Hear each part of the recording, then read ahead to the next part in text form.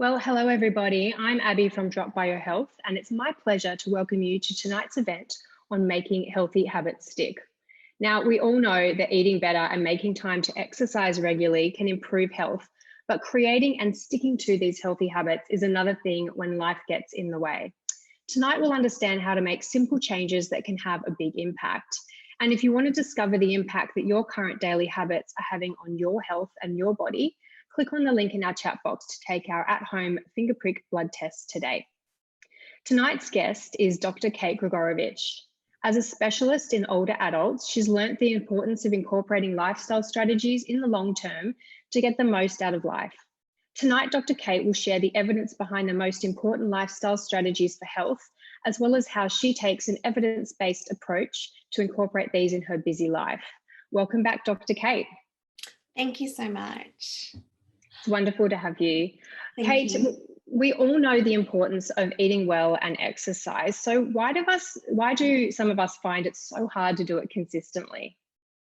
Yeah, thanks. And I think for me, these last 2 years, it's been a real chance to been a lot of changes in my life. Obviously, things were very different. And it's been a real chance for me to, I guess, sit back and really think about what health means to me and how I apply this in a really sustainable way to life and why these lifestyle things are so important. And so tonight I want to talk a bit about what I've learned. I want to talk a bit about strategies to put these things in place, and then finishing up with a bit about, which I think is the most important thing, talking a bit more about motivation. So starting off late last year, so it was around the start of October, it was just out of lockdown. It was the first good spring day in Melbourne. It was about 25 degrees. I was wearing shorts and I'd gone for a picnic with friends in the park, which is very exciting. And I ride one of those big electric cargo bikes, which people outside in Melbourne don't seem to see very much, but they're very popular around where I live, a great way to get around. And I had my two little boys on the back. I'd stopped the bike and I was getting my boys back on. I wasn't holding the bike properly and it tipped. I twisted my body to protect my children and the handlebars got me in the ribs and I broke a couple of ribs. Oh my goodness. Yes. So which is not nice. No. Within doing this, I look after people with broken ribs all the time. I know what to do, but when it's yourself, you're not very good at this sort of thing. It's always good to get outside help. And so within this, the ribs really laid me low. And I went from being someone who I considered myself to be really fit and active and strong to hardly able to walk around and struggling to do basic things like cooking in the kitchen. And so I've never had to come back from an injury like this before. And so it's really made me kind of have to, as I said, really rethink what lifestyle strategies are in health, thinking about what health means and thinking about how I can bring these things in a sustainable way, but and also having to deal with that mental shift of going from being fit and healthy to someone who's more in recovery.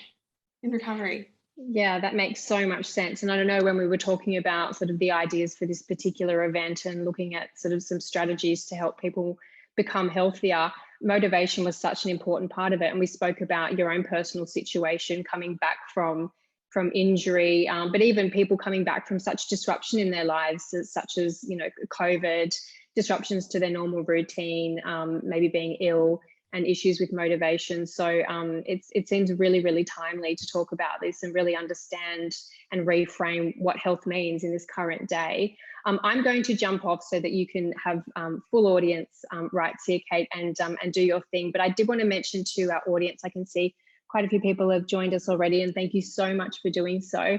If you have any questions for Dr. Kate, we will be having a Q&A session at the end of her talk.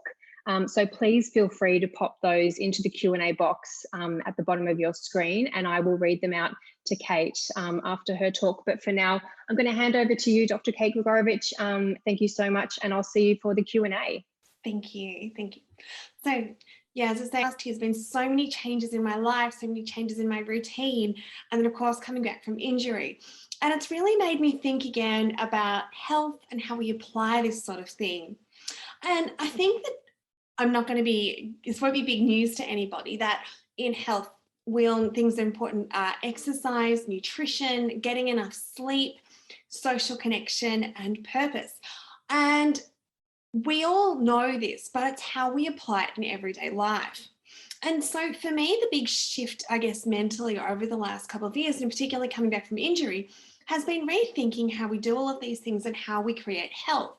And so I've had to sort of, I guess, really look at my own reasons and look at my own motivation. So going from someone who's really physically active, I had to take that step back and actually think about health with the importance of rest and recovery. And so what I'm going to talk a bit about today is how all of these things come into our lives and how we need to, why is it hard to sometimes put these things into practice, and what are some really good strategies to put these things into practice? And so why is it sometimes hard to do the things we know we should do? I think first, we have to acknowledge time as a factor. And, you know, it can often feel really daunting, especially when you're starting making these changes, to carve out the time in your day. And it's worth just taking a moment here thinking a little bit about gender side of things as well. Women tend to have less leisure time than men because women do more unpaid work. And this is particularly true with women with dependent children, but it still continues on in most heterosexual partnerships.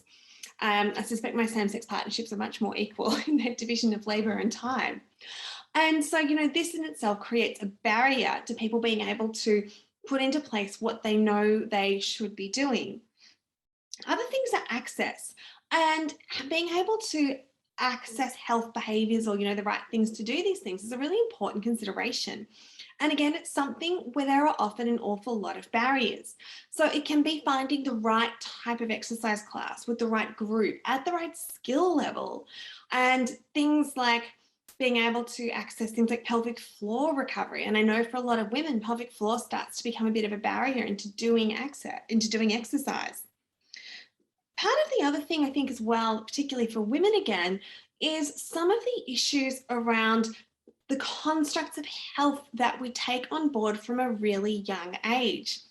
And so I remember when I started exercising as a 16-year-old and I joined a gym. And of course I joined a gym because I wanted to be skinnier. You know, I was a teenager in the 90s. I used to read magazines where they said how much this celebrity weighs, and I tried to aspire to that. And, you know, obviously terribly unhealthy approach to things. And I remember I started doing some weights, and a male gym instructor who's 20 said to me, you shouldn't do that, you'll bulk up. Now, notwithstanding that that's just a horribly inappropriate thing for a man to say to a teenage girl, this then made me think, oh, I can't do that because I've got to exercise to stay small. And rather than framing exercise as something that's really good for my body and framing the importance of strength training. And I go on a lot about strength training as part of the importance for women. And so this is one of these things that women, as we get older, we start with a lower peak muscle and bone mass. As we get older, we lose that muscle and bone. So making it so much harder to do things like jumping out of a chair, which is really important for if you want to go and get into life when you're in your 80s and 90s. And so things like, you know, these concepts of exercise and why we do exercise, we have to break past those barriers to put these things into place. You know, similarly, I had a period of my life when I was really thin. And the reason I was so thin, like I'm talking like almost thin enough to get kicked off a catwalk, was because I had already been breastfeeding a child, and then I got flu and I was extremely unwell and I lost a large amount of weight in a short period of time. And then because I was still breastfeeding that child, I didn't put it back on straight away. And people would say to me, oh my gosh, you must be so healthy. And really, it really highlighted to me this construction that, you know, what they were really saying is, wow, you're really restrained and you don't eat a lot. And because I was not healthy. It's not healthy to lose weight because you're really sick. And again, it's really how we construct health, how we take apart that idea that we need to break that idea that being healthy is the same as being as thin as possible, and that these are the reasons for our health behaviors, because these are not the compelling reasons to do things to make ourselves feel better. So how do we get past some of these practicalities? And I think this is important as well, you know, looking at strategies to put in place. And for myself, I'm very busy. I've got 3 children. I work full-time as a doctor. And so thinking about how I can really engage in these things in everyday life. And, when you're looking at something like, let's take physical activity. The recommended physical activity is 150 minutes of at least moderate intensity exercise, which would be considered doing something hard enough that you're out you can talk, but you're a bit short of breath when you're chatting with a friend. And it also includes 2 lots of strength training. And it's something less than 20% of women actually get this done. And 150 minutes can seem like a lot, but it really is only about 30 minutes a day. And it's how we can carve that time out in our everyday. And some of the things that I do, I make it my husband and I actually have a calendar, and so we'll sit down and we'll have regular times that we exercise, and both of us encourage it to do it. So it's getting your partner on board or a friend on board, someone to hold you accountable. It's also making it something of a priority. And so, in these non-negotiable times, because in my calendar I've booked a class, I will make sure that I do go. Some of the other things as well, and the practicalities, is around finding some, as I said, access. And so finding the right kind of place to be done. And I think this again can be difficult. If you can afford to do things like classes, these are good because you can often have an instructor who will keep an eye on things, who will make sure you're doing the right technique. But I think it's really important. A lot of women, particularly older women, can get into a bit of a trap of not being able to find the right classes or the right groups or even the right online exercises. And so starting with something that is too hard, starting without having done some proper preparation, and ending up getting injured or finding they're getting far, far too sore and then not being able to go on. Other issues around access as well, and is that, again, coming back to this idea that women are, told that one of the most important things you can be is thin, is that a lot of women feel embarrassed to exercise in public, which is really a pretty awful kind of indictment on our society, because, everyone should feel free to be able to go for a walk or go and do some sort of training program in a public place. And, these are some things that obviously society needs to get better at, but also, it's having that feeling that able to own the space, feeling that it's okay to get out there and do something. Within this as well, the other thing as well within this is talking about doing something fun. And, when we're talking about making positive life changes, we really need to do it in a way that's engaging and that is adding to our lives. And I think that we don't talk about fun as part of health nearly enough. And so, some of the things that for me, I really enjoy doing things like aerobics or bouncing around or just going for a walk with a friend. And, that social engagement is a really key way to keep these healthy lifestyle strategies in place. And so I know for a lot of people, a lot of patients I speak to, they'll say, oh, I really love my group class, but the coffee afterwards is really the best bit. So finding a way to do something that's enjoyable, whether it's just the way you move your body, whether it's the coffee afterwards, whether it's going somewhere nice, these things are really key to putting in the motivation and to developing the motivation and to actually staying motivated and engaged in any kind of positive lifestyle changes you're thinking about making. The other things as well, talking a bit about finding motivation. And this again is one of the really big things that can be really difficult. And I think as humans, one of our biggest barriers sometimes to making positive changes is that whole then self, now self problem, that we're not very good at really empathizing with our future selves.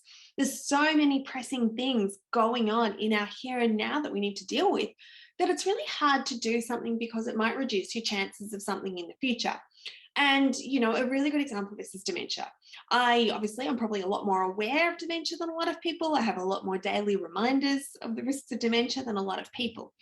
And it's something that I am definitely conscious of and putting in positive lifestyle changes to reduce my chances, because positive lifestyle changes are very important for reducing your chances of dementia.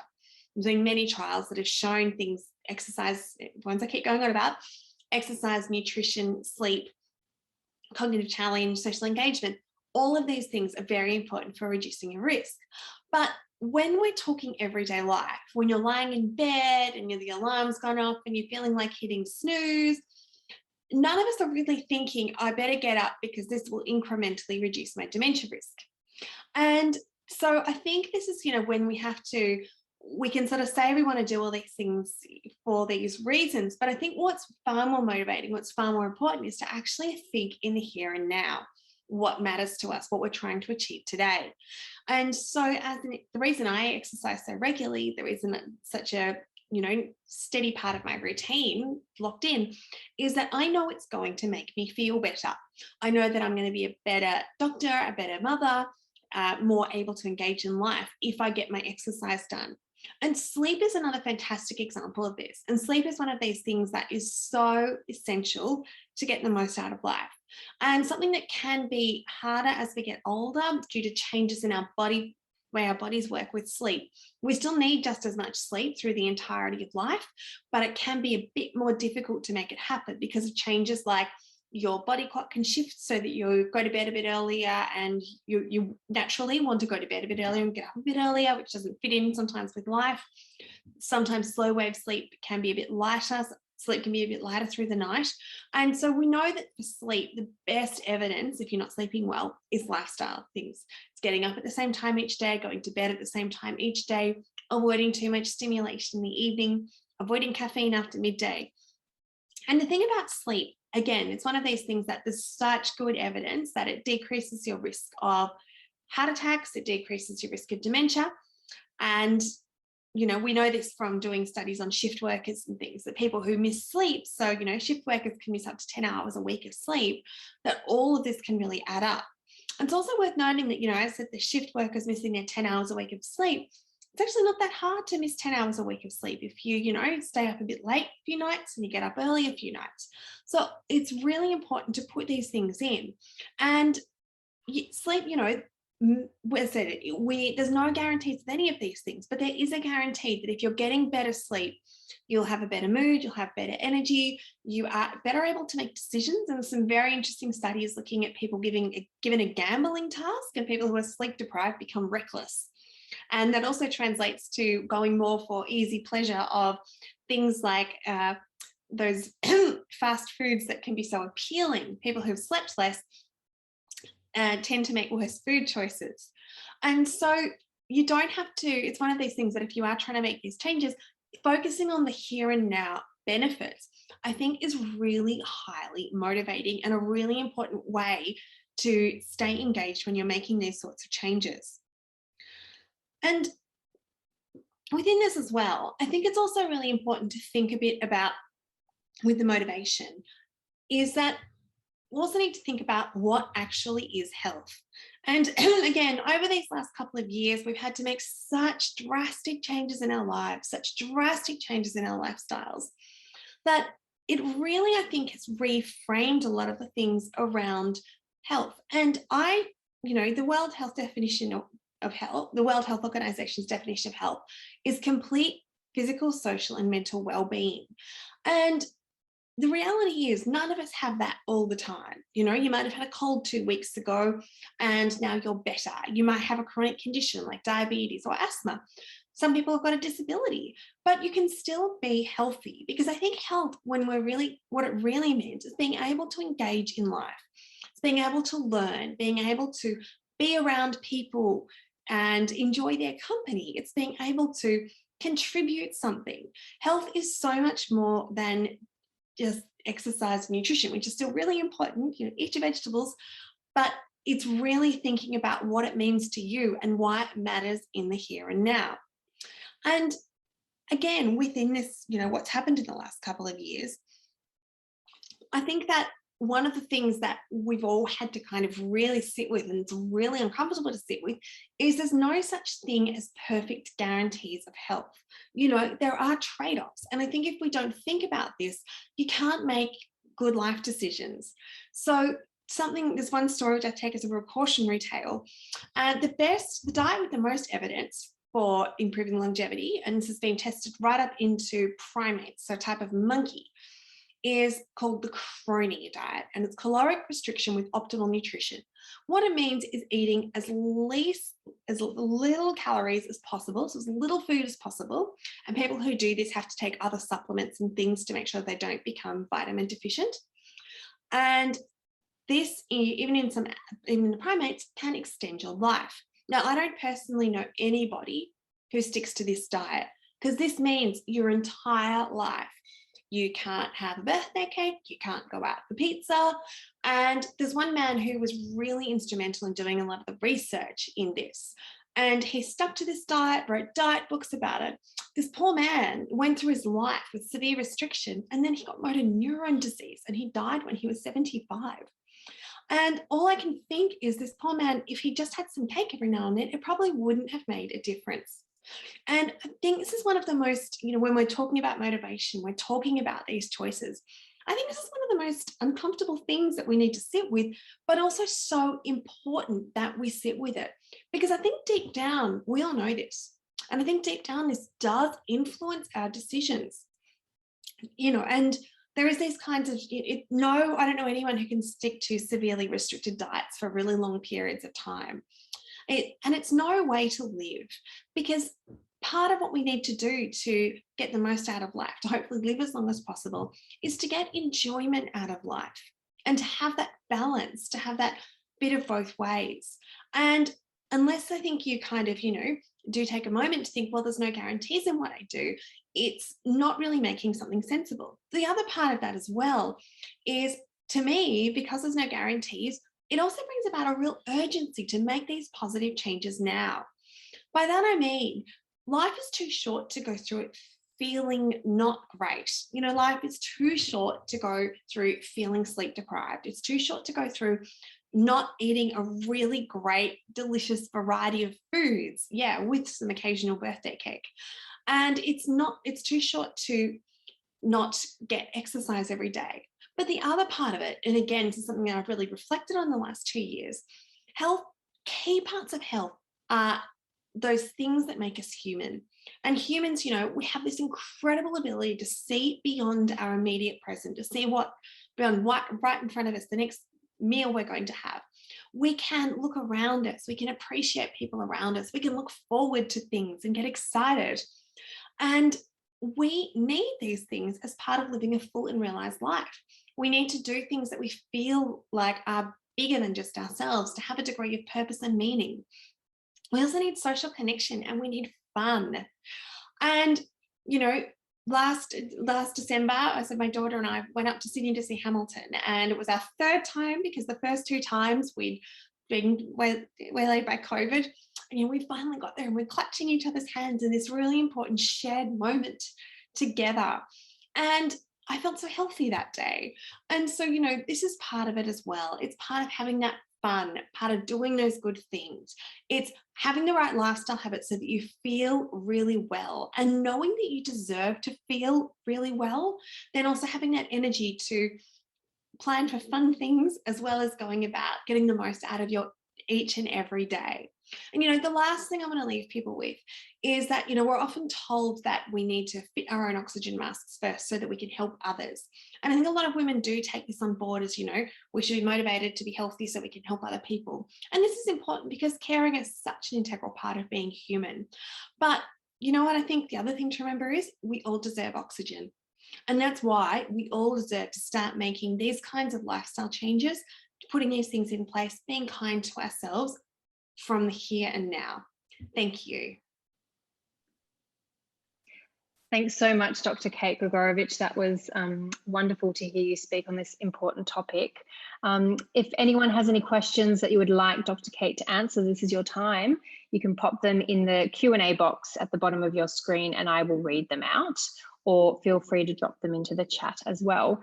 We have a few questions that have come through from our drop-in community. So I'm going to jump straight into those if that's good with you, Kate. The first one that I had was, why is being socially active so important? So humans need other humans. We can't get by on our own, until very recent history, we didn't have supermarkets, and we had to work collectively to get ourselves fed, to stay warm. And being apart from other humans or feeling isolated, which you can do with living in a big city, is a stressor. When we feel like this, when people feel lonely and isolated, it actually activates our body's stress responses. So we're getting those cortisol surges, we're getting that increased activity in the fight or flight system, but often with nowhere to go. And over the longer term period. You know, if you're getting a stress response and you're running away, that's what your body is designed to do. But over the longer term, if you're getting a stress response and you're not able to act on it, it's not kind of constructive, this has really serious effects on your cardiovascular health and your brain health. And so having that connection, it's not just about numbers, it's also about quality of connection. And I think that's really important. And so some people don't see many others, but they feel connected. So they're not subjectively lonely. Other people can be around a lot of others, but still feel subjectively lonely. So we all need those people who matter around us to help nourish us. Yeah, that's beautiful, especially that real connection. I imagine you don't need a lot of people to be connected with in life, but to have that connection in a couple of places, a couple of friendships is what's really important, right? We had a question around classes. There's lots of different classes out there, or they're coming back, I guess, post-COVID. Someone asked us, is signing up for classes like Zumba or Paint and Sips helpful when it comes to cultivating a habit? I think for a lot of people it is, and especially if you can find it as a habit that is enjoyable, that you have a bit of connection. There's nothing like having a friend you go to with class to kind of hold you together. You know, that keeps you going. You know, I was lucky enough for a while to be doing classes run by an exercise physiologist, actually became a good friend. They started as postpartum classes, but 3 years later, we're all still training together, and we just enjoyed those catch-ups so much. And so I think for some people it can be keeping yourself accountable. But the other thing as well, if you're finding the right class, and especially if you're new to something, whether it's exercise or whether it's new to painting, you know, finding people to kind of help you get started in the right way can be really important as well. A class where you're made to feel welcome, where you're given instruction, where you feel really comfortable. They're all really key things, I think, to getting and staying engaged in these sorts of changes. Yeah, that makes a lot of sense. We know there's a lot of technology around these days, some of it not so helpful, but some of it can be really helpful in cultivating habits. Are there any particular apps that you use or that you know of that would help support someone's fitness goals? Yeah, I mean, I'm not a big one for, I know people like bio tracking and things. I'm not a big one for bio tracking because, you know, again, I think it's more important to develop that kind of intrinsic motivation. For some people, it can be really rewarding. And so, you know, I do like to look at my step count. I find that nice to look at. But I think for myself, as I said, it feels much more important to find reasons within myself to stay really fit and active rather than looking at extrinsic things. Although I guess for some people it would be helpful, you know, even looking at, you've got an iPhone, you know, have you been as active each day this month, being active more this month than last month? Those things could be quite helpful. Sure, okay. There's obviously lots of different types of fitness classes and options out there these days, almost an overwhelming variety. Are there some exercises that you would recommend that are best for sort of overall fitness for over 50s? Yeah, so I'd definitely say for a woman over 50, always check in with your pelvic floor before you're going to start any kind of rigorous exercise.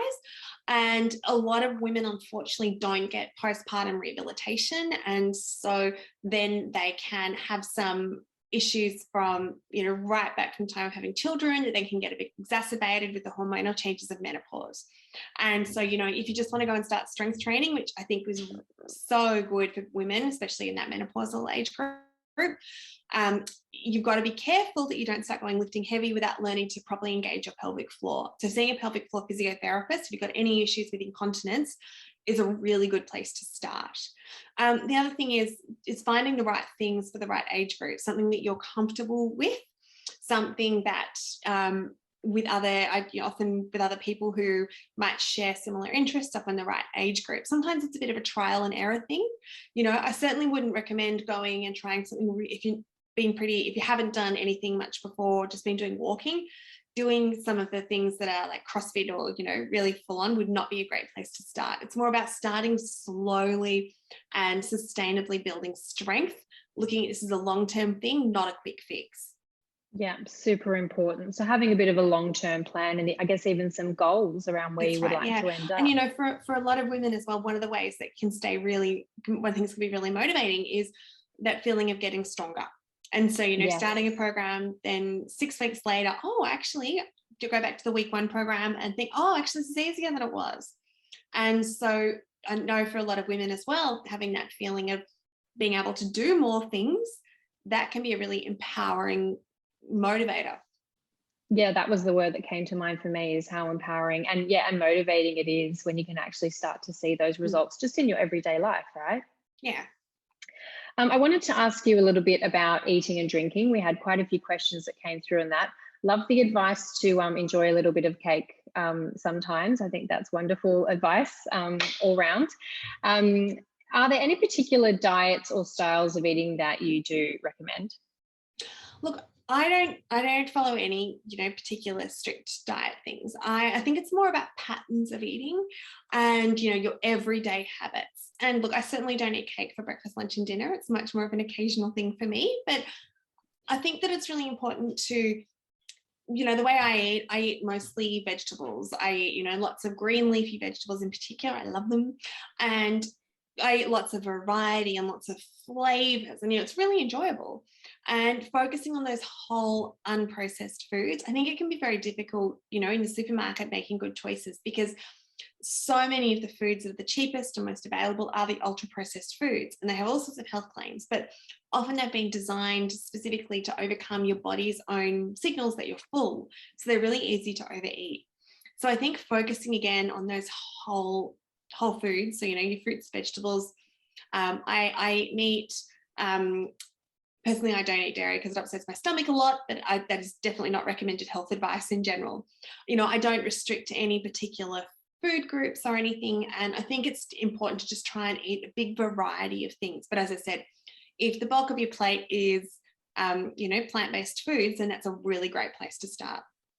Yeah, and love how simple that is as well, in such sort of overwhelming environment with so many different kind of products and fads. It's really wonderful to just keep it simple. I wanted to ask your opinion around intermittent fasting for health, because it's a buzzword or a concept that seems to be doing the rounds. Yeah, it's really interesting, and the studies are very interesting looking at it. It's one of these things that the animal studies are really convincing, but the one sort of big human study is not so convincing. And I think this is one of these things where you've got to be really careful how you apply research in animals or research done in very small groups to a bigger population level. And, I think that it's a nice idea that if you just don't eat, for a certain period of time, everything will be fine. But I think it's really important that we still focus on diet quality.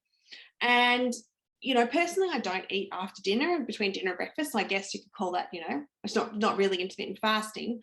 But I think there's a bit of a threat that if you kind of just focus on on periods of time you're not eating, you can very easily forget that it really matters the quality of the food you're putting in when you are eating.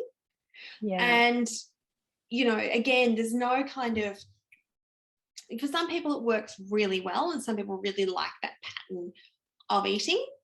And, it is really interesting reading the science behind it. And if it works for you, then great. But I think for a lot of people, it's not going to work. And I think it still doesn't take, if you're going to just eat sort of, like really low quality food, like, McDonald's all day, it's not going to be balanced out by then not eating for a period of time. Yeah, absolutely.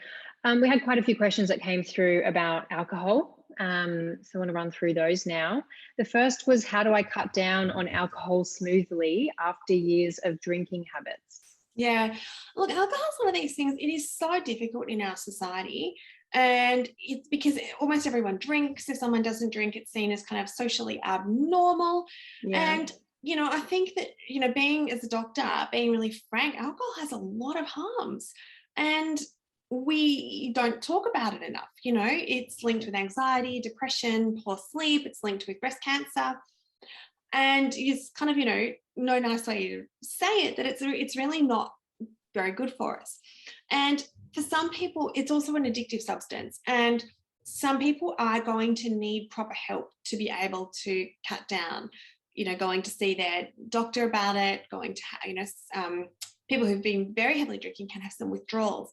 I think otherwise it's more about making some boundaries or making restrictions. Some people won't be able to do that and they will need to be abstinent, but a lot of people can say, well, I'm only going to drink if I'm out with a friend. And, the recommended alcohol, I think, I can't even remember exactly, is I think it's no more than 2 standard drinks a day, less than 2 alcohol-free days a week. Although, and one of the things with that is that it's people then, I've known a lot of people, and their one drink is many standard drinks of alcohol. Yeah, exactly. Yeah. Mm-hmm. But again, it's one of these things. A lot of people, when they stop drinking or cut down, they feel better. And alcohol really interferes with sleep and anxiety. And I do see people who are in a cycle of anxiety, drink, worse anxiety, drink more. And so I think it's, again, focusing on those benefits. There's a lot of really great alcohol replacement things around now. And personally, I've been getting really into the non-alcoholic wine lately. It's one come a long way. Plus minus, and because they used to be really sugary. This one's amazing. I highly recommend. I saw that on your Instagram, actually. Yeah, and I think I bought it after I saw that you'd put it up there. Yeah.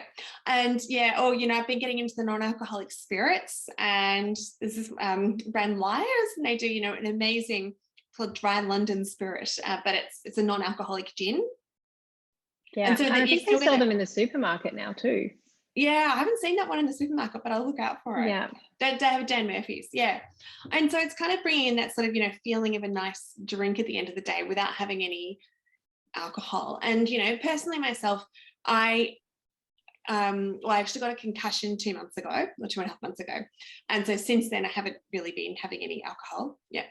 I was sitting on the couch reading a book, and one of my children was playing a rough game and accidentally headbutted me. So it's not been a great year or so for you health-wise. It's that high risk. It's that high risk life I lead, sitting on a couch. Kids, man, that'll do it. That'll do it. So I haven't been doing that, and because I've got these really great no alcohol substitutes, I haven't been missing it. Yeah. And the problem is now I haven't drunk for so long. If I have a glass of something, I feel it so much, it's not worth it. Yeah, because you do get used to it, don't you? Oh, you do get used to it. Not drinking, yeah. Yeah. And another question sort of in that same frame is, are zero beers, which I assume are low alcohol or no alcohol, a good habit to cross over from drinking? Is it actually beneficial, or just another bad habit to get stuck into? I don't know all the ins and outs of the ingredients, but I think definitely, if someone enjoy the taste of beer and the zero beers are there. I don't drink beer, but I've heard they're very nice. Yeah. So I think if someone is looking at cutting down, that's a great way to do it. Yeah, and one more on alcohol as well. I wanted to ask this one. Someone in the community questioned: is it enough to make healthier drink choices, like swapping beer for something like a vodka soda, which I assume the inference there is lower calories? Yeah, so it's not about the calories, it's about the alcohol. Yeah. And, again, for a long time, a lot of studies have tried to say that, moderate drinking is beneficial, but in some of the more recent research, which is a bit higher quality, is coming out and saying no one needs alcohol to be healthy, basically. Yeah. And so I think it's not so much about the risk with the vodka is it's quite easy to overpour. Yeah. I mean, it is such a big part of our culture, isn't it? So, a lot of those questions, do seem to be around that particular topic. I wanted to move on to some questions around movement. The first is, how can I counteract the negative impacts of being seated for 8 hours a day for work? I'll relate to that one. That's a difficult one. I'm lucky, actually. A lot of my job is on hospital wards, so I walk around a lot because I don't think I could cope with sitting in a chair for too long. And I think it's just really important to take those movement breaks. And what's really interesting with movement is the people who get the biggest benefit from exercise are the most sedentary. And so people who go from doing nothing to doing something have the biggest health benefits. So, it's motivating. Pardon? That's very motivating, isn't it? Yes, it is, yeah. So I think just trying to, take those breaks. And the thing is as well, I mean, personally, I am so inefficient if I sit for too long. I just get sleepy and lethargic. And I find it's really good for my efficiency to get up and move around. If I am doing work that requires me to sit for a long period of time, it makes a huge difference. So I think just taking those chances to go for those little walks each hour, even if it's 5-10 minutes, it'll probably actually make it easier to get the work done. Yeah, well, that's motivating as well, isn't it? Someone was asking, how do I push myself to remain active when you don't have any motivation or energy? Yeah, and so I think one of my favorite questions to ask people is what matters to you? What's important to you? And to think about what you want to do, what your goals are. I love people's answers. It's, sorry, children. All good. And I love people's answers in this, because then people often say to me things, I want to get back to visiting my friends, or I want to go. One of my patients was 90 and he wanted to get back to ballroom dancing with his wife. And so it's really sitting back and trying to find what matters, and not trying to go for these, big, long-term, massive goals, trying to say, right, my goal this week is I want to go for a walk for 10 minutes every day. And focusing on how you feel, making it a mindful walk, going out, looking around you, concentrating on what's going on. And when you start to do more, you have more energy, and you can get into that, that real rush where you haven't got energy and you haven't got, so you're sedentary, and so then you haven't got energy. It's also worth checking in with your GP, because sometimes there are other things going on that can contribute to low energy levels. Just thyroid or iron deficiency or depression. But once those things are done, it's, I think, starting small, making small goals, being kind to yourself, so going, I did this today, I achieved this today, and just working your way up gradually to these bigger things. Yeah, okay, wonderful. Fabi in the chat says that she's not sure where to get started. In what areas should she focus on? Exercise, nutrition, or another one? Yeah, and it's one of these things. It's how do you choose your favorite child? And you can't sort of these things coming together. As I said, I think the best place to start is asking yourself what is important to you, what you want to achieve, and again asking what health means. But I think we have to pick one. I think the one to really can be a good place to start is sleep. And that's because if you're sleep deprived, it's so hard to do anything else. But the other part of that is fixing sleep. Often a lot of these lifestyle things really come into it, eating a good nutritious dinner, finishing that dinner fairly early, then not snacking afterwards, because, they can give you reflux and make you too full. Cutting down your coffee after midday, cutting down your alcohol, getting exercise, early morning light, all of these things. But I think trying to work on the sleep habits can often be a really great place to start, because that does also have such good immediate benefits too. Yeah, there's some incredible research on sleep. We actually ran an event on it last week, and just understanding the impact that it has on every other aspect of your life shows why it is such a core foundational habit to kind of get on top of.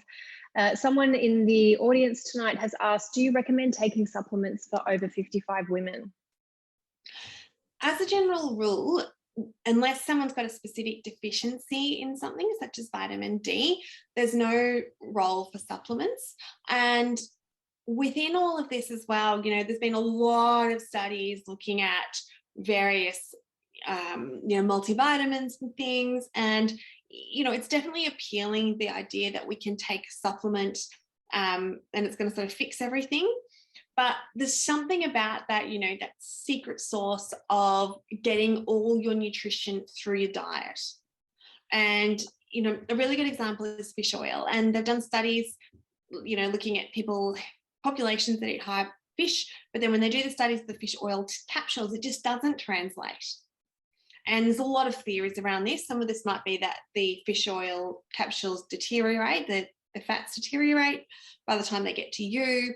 Might be something within the fish. And so as a general rule, you're not going to be able to, unless you've got a specific deficiency, you're not going to be able to fix things. Supplements aren't going to make up for other things not being right in your lifestyle. Yeah, okay. Lionel's asked us a question around whether you recommend eating butter instead of margarine.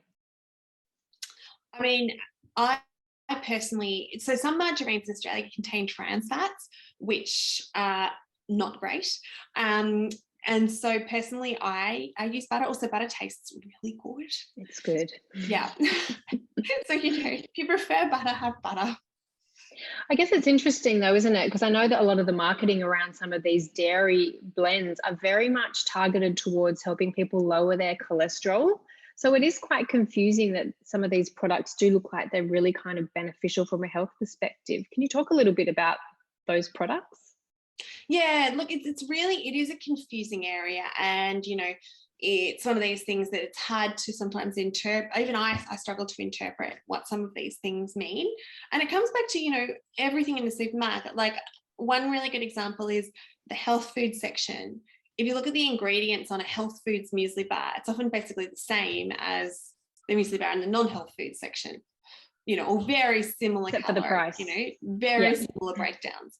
And this is where, I think it's incredibly confusing making sense of all of this. I said, I can't make sense of it all. I can't make sense of these claims.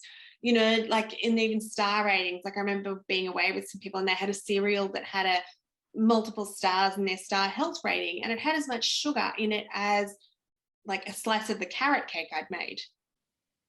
Yeah, really tricky. Delicious, the carrot cake. Yeah. It wasn't like a reduced sugar carrot cake. It was just carrot cake. Yeah. And so, this is where I think that I don't pay attention to those claims. I said, I just stick with my principles of eating, low or minimally processed foods and making sure that the bulk of what is on my plate is vegetables. Yeah, wonderful.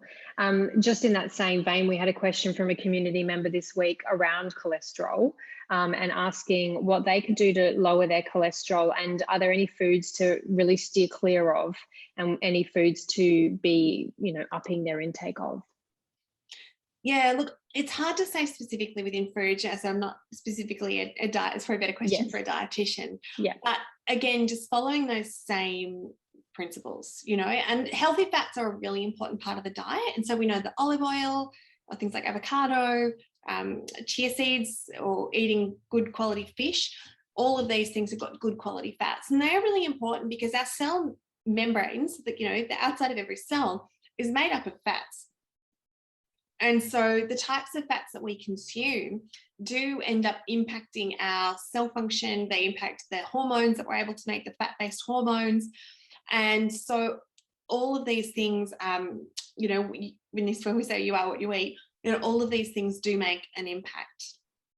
So fat's really important in the diet, isn't it? Because I know that for a long time it was really maligned, and everyone was more focused on fat. Now it seems to be sugar.